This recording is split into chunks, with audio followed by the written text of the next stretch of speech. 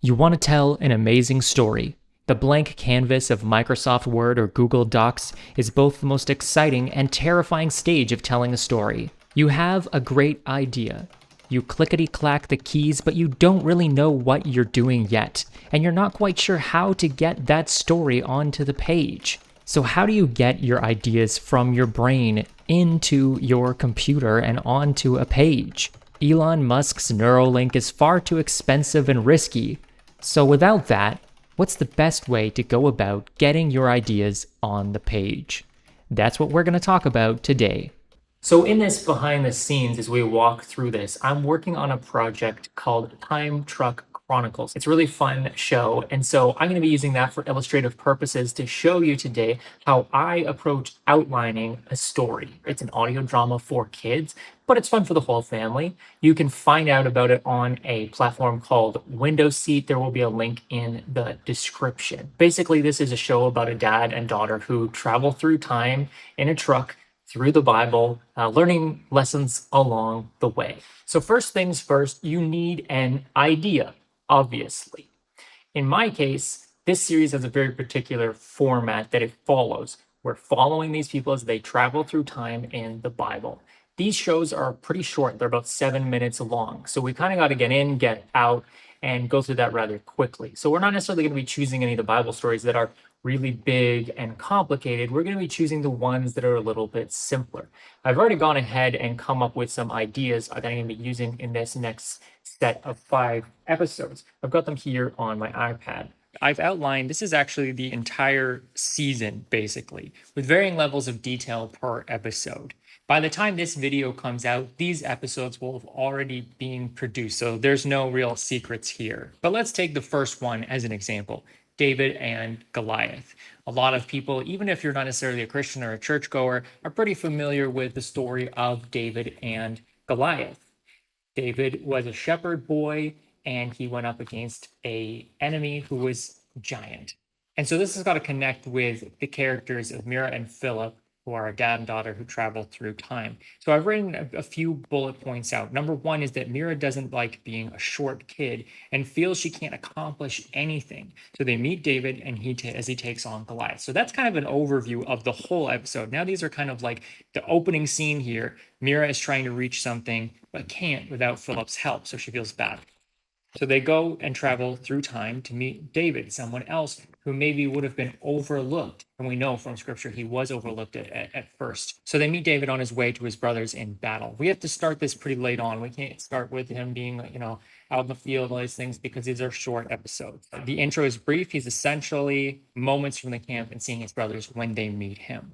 They inquire about why everyone looks afraid, and they find out about Goliath. Saul offers his armor to David, and it doesn't fit. So these are kind of like bullet points that we know from just the stories of Scripture. This is clearly not the full story of the episode. What happens next? Now that he's able to do that, well, we know from Scripture he fights Goliath, he wins, and so now the next point is we need to figure out then is how does this then translate into the lesson for Mira? Well, it's pretty straightforward in this case. She learns firsthand. Philip, so we're going to say explains, he's usually our explainer guy in this, explains that while David was young, he was able to accomplish much because he trusted God. So now that we have our outline for the story, what comes next? How do we take this outline and turn it into a script? Well, I'm glad you metaphorically asked. Let's go over to my computer and go to the next steps.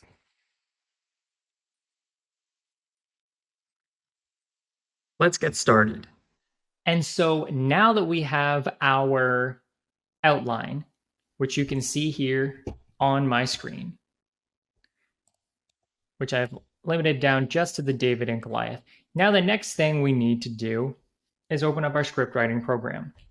Now in my case, I use a software called Final Draft. It's used by a lot of people in the industry. but by no means does it have to be the only thing that you use. Celtx and Writer Duet are both fantastic softwares that I have used before as well. Or even if you just use Microsoft Word or Google Docs, the same principles apply. I'm going to use the screenplay format, even though this is an audio drama, not a screenplay. That's what's typically used in audio, in a lot of audio dramas professionally. Now, we're going to start out in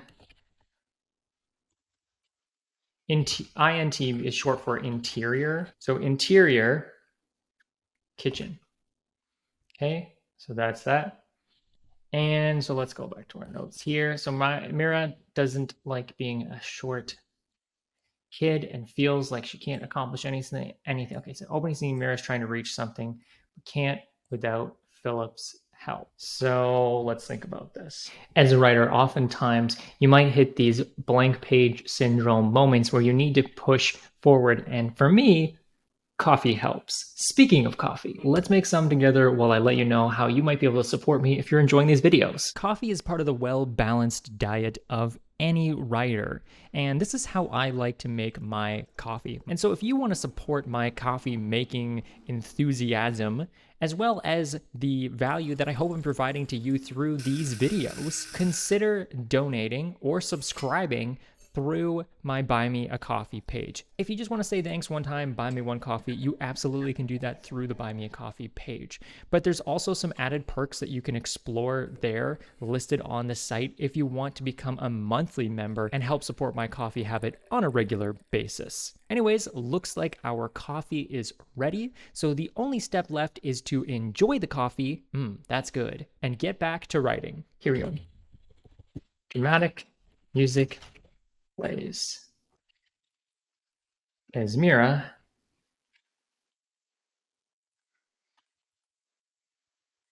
extends her arms as far as they can reach. Short arms as far as they can reach to get the elusive cookie jar at the top of the cupboard. Now we'll tab in Mira. So this is again how I lay it out for a script like this. Mira, to sneaky. No, I don't like that. Come to Mira, you sneaky little delicious cookies. Whoops.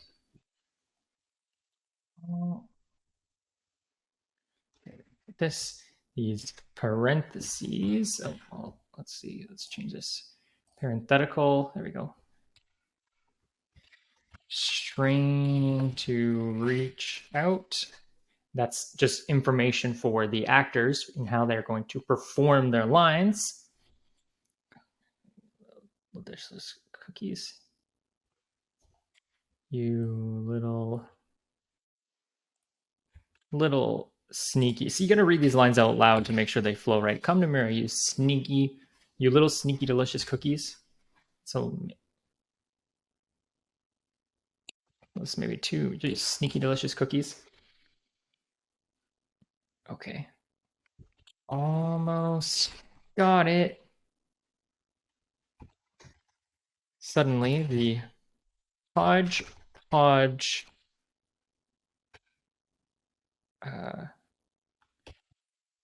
homemade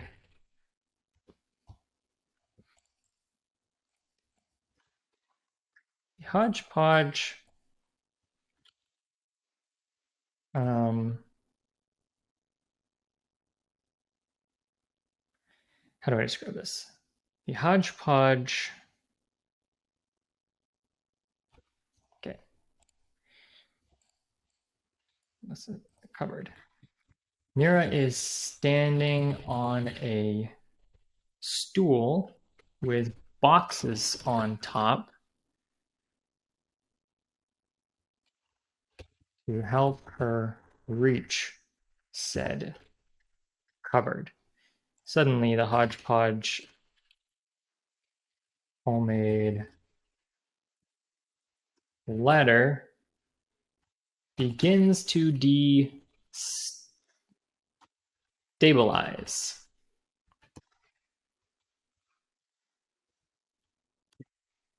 See how it automatically said cont? That means continued. So the actor knows it continues their line. Uh-oh. I'm losing my balance. Dad, help! Philip rushes into the kitchen. Philip. Mira, are you okay?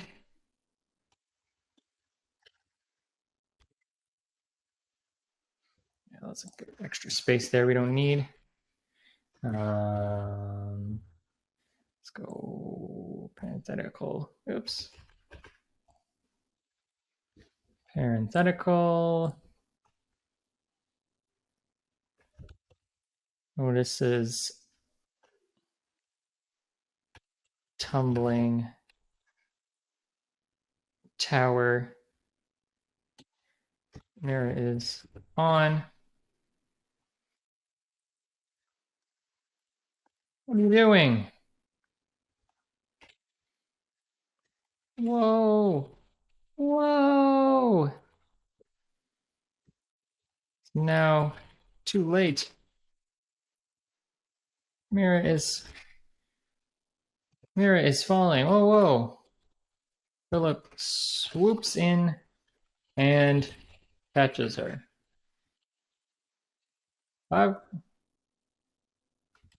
Watch, girl.